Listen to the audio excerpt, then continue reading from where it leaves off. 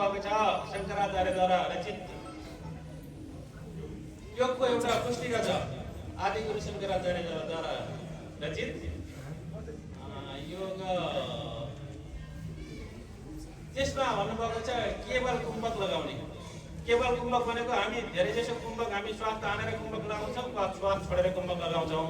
त्यसको बिचमा एउटा अर्कै कुम्भक हुन्छ, श्वास तान्दै नतान्दै छोड्दै पनि हुन्छ। ध्यान लगाइ गऱ्यौँ बन्धहरू, मूल बन्ध, मूलाधार चक्र, दिशा गर्ने अङ्ग र पिसाब गर्ने अङ्गको ठिक बिचको भागमा पुरुषहरूको त्यो भाग 8 अङ्गुल हुन्छ, बिचको 4 अङ्गुल भागमा मूलाधार चक्र रहेको हुन्छ। महिलाहरूको पनि दिशा गर्ने अङ्ग र पिसाब गर्ने अङ्गको ठिक बिचको भागमा मूलाधार चक्र रहेको हुन्छ। त्यसलाई ब्रह्म ग्रन्थि पनि भनिन्छ। हामी प्राणायामको अभ्यासबाट त्यो ब्रह्म ग्रन्थिलाई भेदन गरेपछि हुन्छ र सहज आसन बस्छौँ, ढाड गर्दन र टाउको सिधा सरल रेखामा राखेर अझलाई जुन आसन मनपर्छ जसमा बस्नुपर्छ, घुँडा दुख्छ भने कुर्सीमा बस्नु, घुँडा पसारेर बस्नु, जसरी गर्दा पनि हुन्छ।